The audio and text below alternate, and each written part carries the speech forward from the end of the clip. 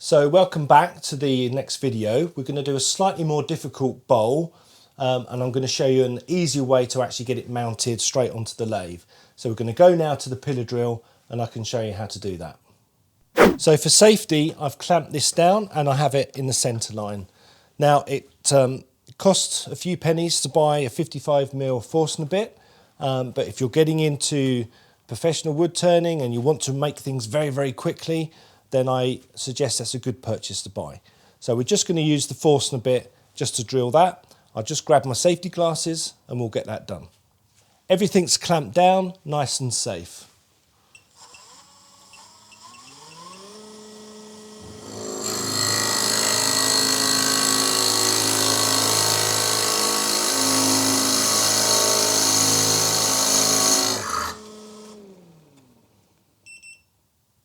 Normally I go the depth of the Forstner bit, and that's deep enough for the jaws. Now let's get it mounted and make the next bowl. Okay, now that we've drilled the hole, we can mount that on the lathe. I'm just going to use a standard chuck with standard jaws, whether that's a one-way or Technotools, it doesn't matter. That size will just fit, and we can just simply go on. Yeah, you can see if you just go straight in. You have to make sure you're deep enough so you go flat to the jaws, and then you can just use that to tighten and hold your workpiece. Oh, one more, let's get that in there. So it's just quick and easy, and if you're doing lots of bowls, you don't have to worry about screws or the screws breaking, things like that. You can just go straight away, really quick.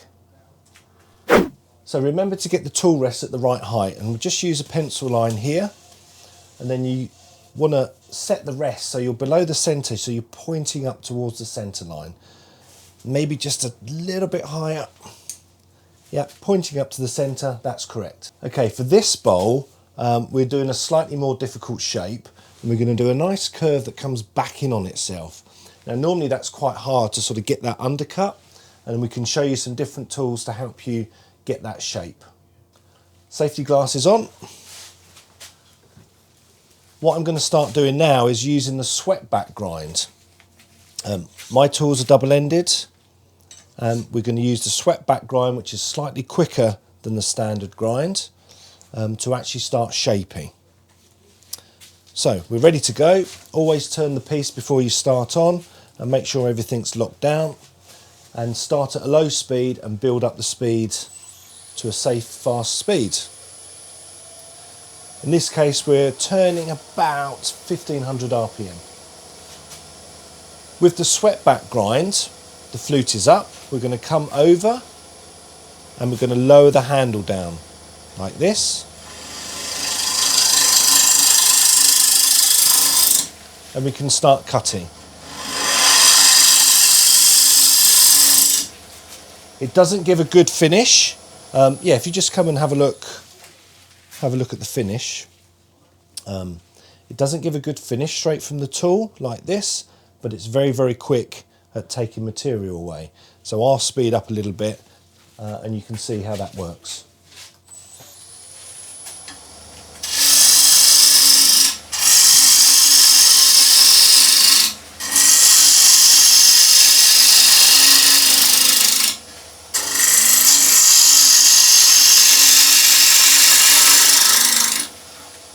We'll move the tool rest round now.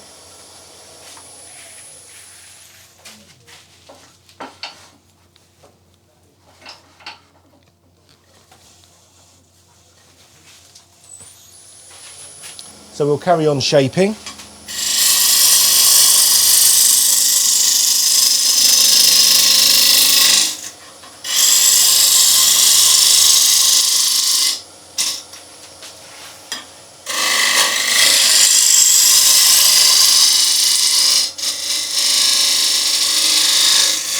Let's just stop and have a look.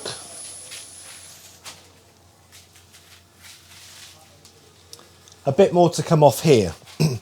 Now, because it doesn't leave a very good finish, I need to start thinking about doing some finishing cuts to get a better finish from the tool. So what I'm going to do now is swap over and start doing some finishing cuts. The next job is just to mark for the spigot.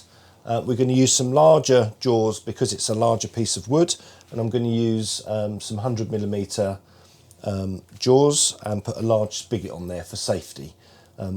When you start to get to 12-inch and bigger, you really ought to have bigger jaws.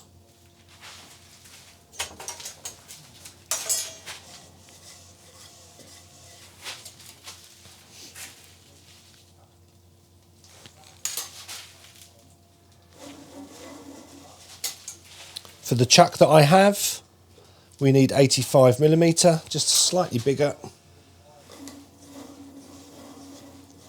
That's good. So I'm just going to get this bit set, and then we can start doing some finishing cuts on the bowl.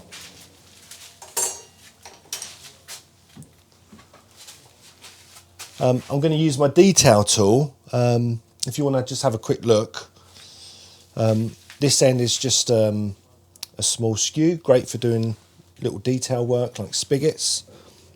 Just out of interest, on the other end is a round, which is great for boxes and things like this.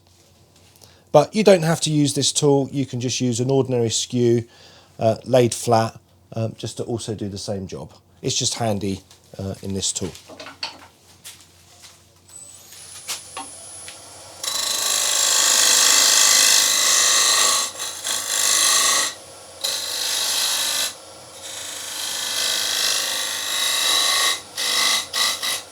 So a bit more advanced now, what I actually like to do is to get into the corner and just clean this area up here. And I can do some shear scraping. Shear scraping is when this comes up at an angle. And that gets that area there very, very clean into the corner. Let's just stop and have a quick look. Yeah, can you see? Nice and clean. And now we can pick up this point and do our finishing cuts for the rest of the bowl. So we just swap the tool around, and I'm going to use the straight grind. You do need nice sharp tools to get a good finishing cut, and please check out the video. We've done a video on sharpening. Just click on the link, and hopefully that will help you with the sharpening. Okay, now we're going to do some finishing cuts. I like to try and turn the speed up slightly because it actually makes for a better finish, but you can only go as fast as it's safe to do so. So in this case we're going up to about 2100, and I'm going to use the side of the bevel here, resting on the wood.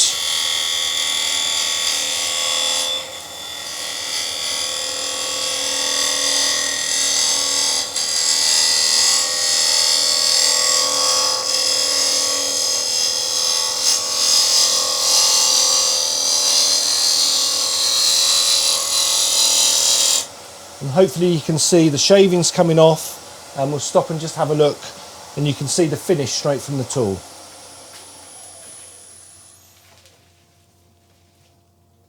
So rough, and here we have smooth. Some bevel rubs, but if you watch the video which is coming next, I'm going to talk more about some more techniques of shear scraping, which is more advanced. So stick around and watch the next videos on how to actually do improvements from the bevel rubs using different techniques. So I've just moved the rest round. We need to work on this area. I might have to move the rest twice to get that nice curve just coming round. So side bevel here, we just get resting on the wood, go forwards, pick up the cut.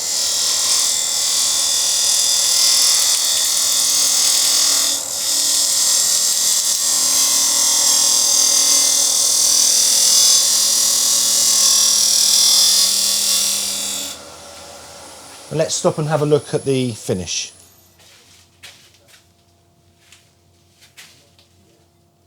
Pretty good. There's a small crack in the wood. We have to deal with this, but we have to take a little bit more off anyway. So I'll just do a couple of more cuts just to get rid of that crack. Bevel rubbing on the wood.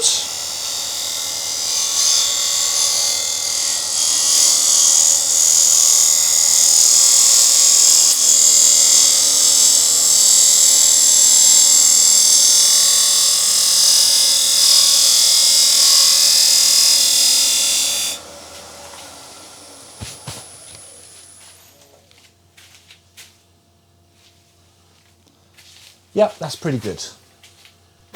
So we're just going to get this sanded. I'll just show you on camera the first grit, maybe 120, and then I'll take it down to about 400 grit for finishing. Must get my mask on. I also have extraction. Might be a bit noisy just for a second.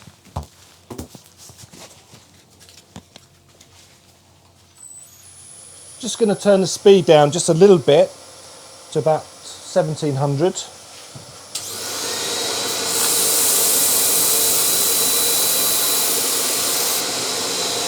Take the pad off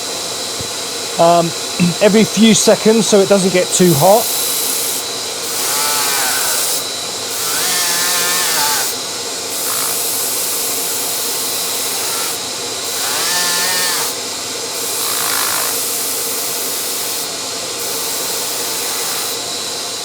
So I've just done the first grit 120. Remember to be careful not to overheat the pad, not just because you'll destroy the arbors, but because too much heat in the wood can actually cause cracks. So I use short positive bursts coming off and just keeping an eye to make sure that doesn't get too hot. I'm now going to go off camera and just sand the rest. Okay, now we're going to turn this round and remount it, but before we do that, don't forget to put a point on the centre which will help us centralise this up at the end so that we can turn the foot off, and that makes a more professional finish.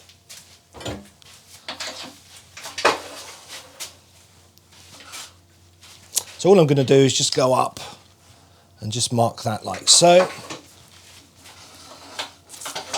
Don't forget to take that out so you don't dig your elbow in there.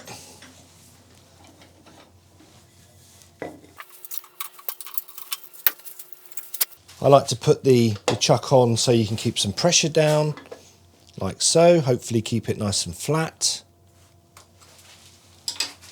And we can just finish tightening, just one to the other. Yeah, nice and tight. So we just check that it's running true and then we can get started. Yep, we're ready to go. Let's grab some tools. Right, so the next stage is to hollow out as much as we can on the centre. These undercuts can be quite tricky with the bowl gouge, so I'll do as much as I can with the bowl gouge and then show you another tool that will help you get up on the undercut.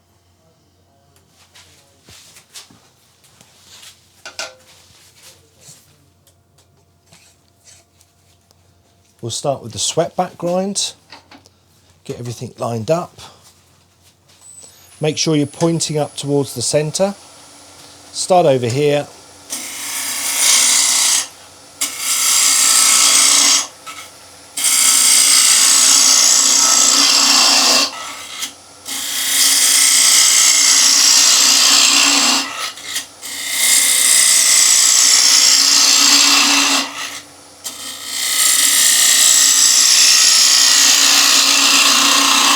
I feel like that's a little bit too short, so I'm just going to lengthen that slightly, and that would just give me a bit more leverage.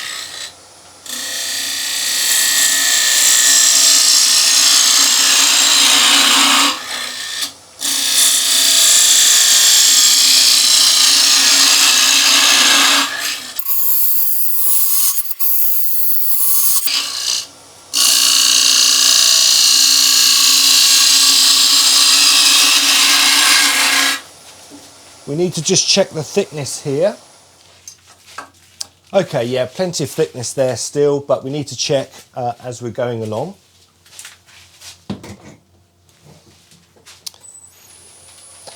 When I pick up the cut from coming away, I always go backwards and then forwards again to start the cut off.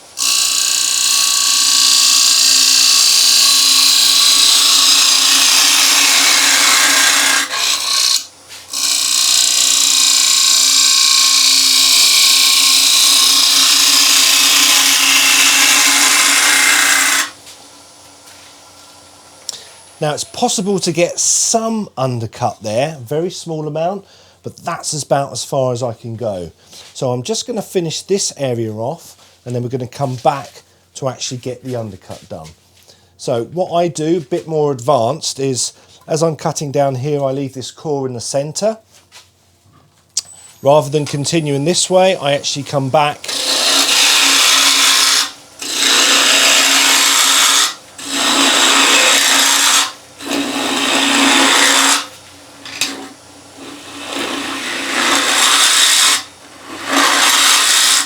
just to get rid of the waste, and then I would finish off the normal way.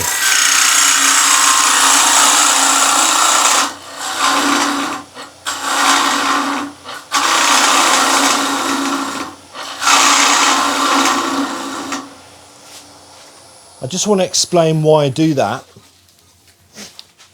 If you keep pushing this way and taking deep cuts, you're putting a lot of force on the bowl, and you can actually force it out of the chuck.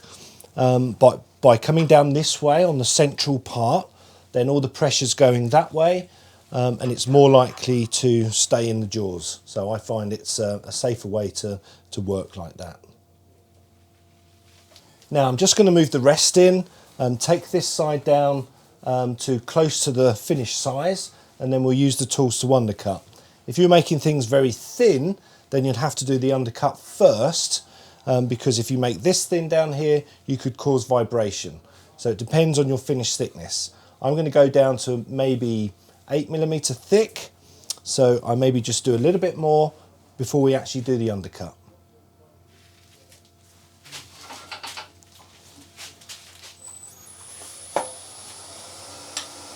So remember to pick the cut up by going backwards and then forwards.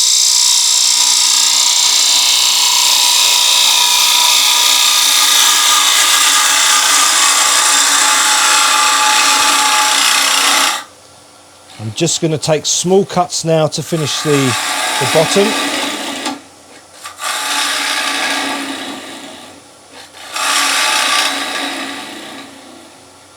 And then we're going to start on the undercut. So I'm fairly happy with that. I may make that a little bit thinner, but I don't want to make it too thin before we do the undercut. So we're going to do that bit now, and I'll just grab the 8mm heavy duty tool.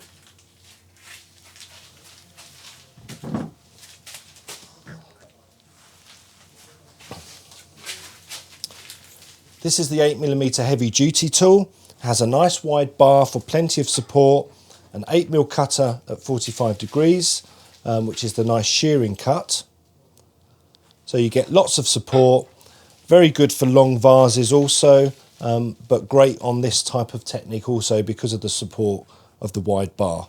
So I'm just going to move the towel stock and we'll get cutting. These tools are not made for bowl turning normally, but they are a good tool to be able to get you out of trouble for these more difficult shapes.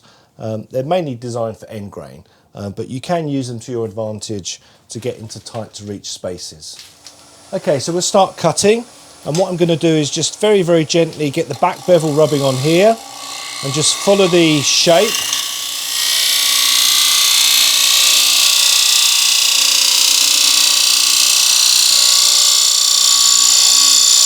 And you can see how that works and actually gets into the corner.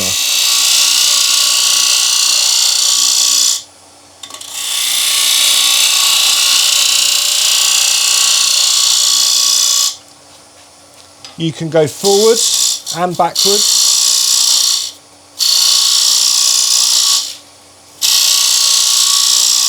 But it likes better to come in this direction.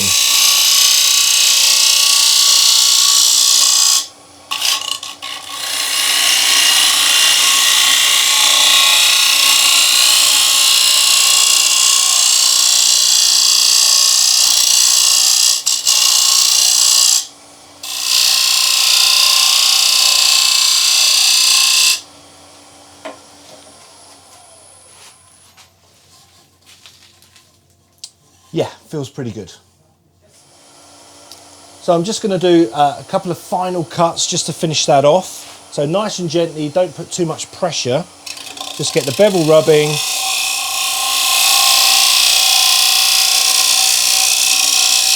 Nice and gently just to get that finish. You can see the design of the tool with the offset allows you to get and finish the undercut. So just fine tuning,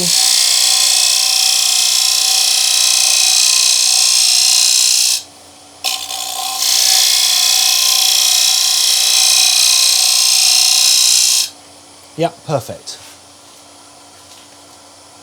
Okay, I've just quickly changed the angle of the gouge here to 55 degrees, and it makes it easier to get closer into this corner. It looks okay at the moment, but just on measuring it and feeling it, it just feels a little bit thick at the bottom. So I'm just going to do some more cuts just to finish that off.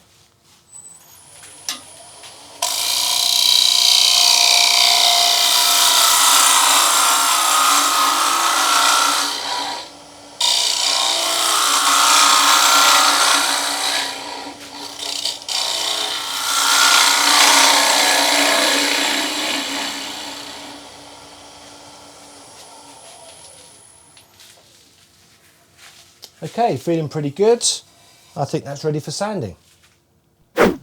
So we're on to sanding now, and it can be quite difficult to actually get under there and get that sanded. So I use a combination of hand sanding with a pad so it doesn't burn your fingers, and this can come round and get the undercut. I can use the small head on the Pro Sander, that could get some direction here. Then I change this to the 57mm pad, and I can sand most of the base here. So it's a combination of all three. I'll just demonstrate once I've got my mask on.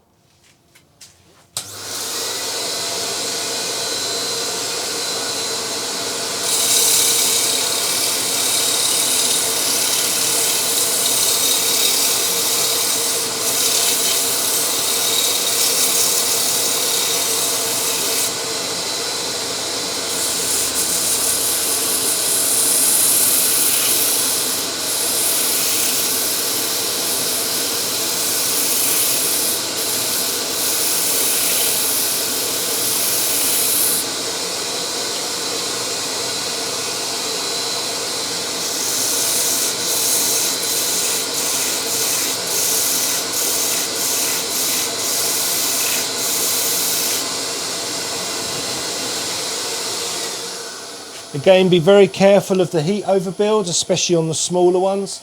So just do short positive sands. Be very careful not to overheat them.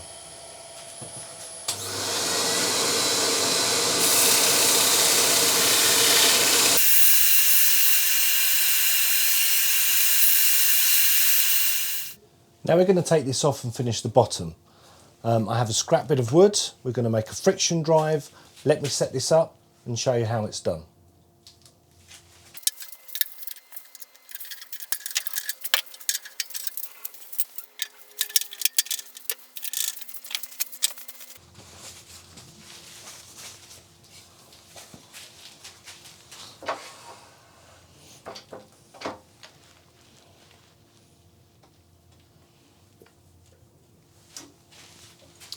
Now, don't put too much pressure on here, just enough to hold into place.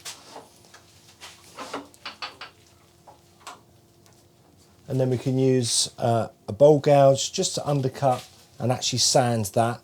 It would leave a small dimple, but we could cut that off afterwards and sand that smooth. So starting at a low speed,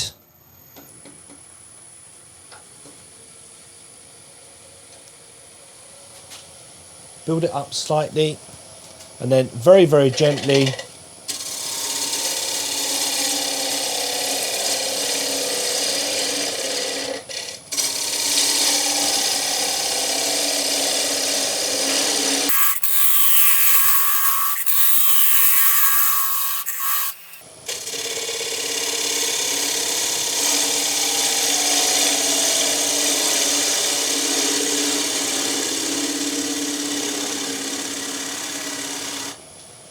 now we can get that sanded. Now that it's sanded, I'm just going to put a couple of small lines, which I like to put on the bottom, where I can put my maker's mark.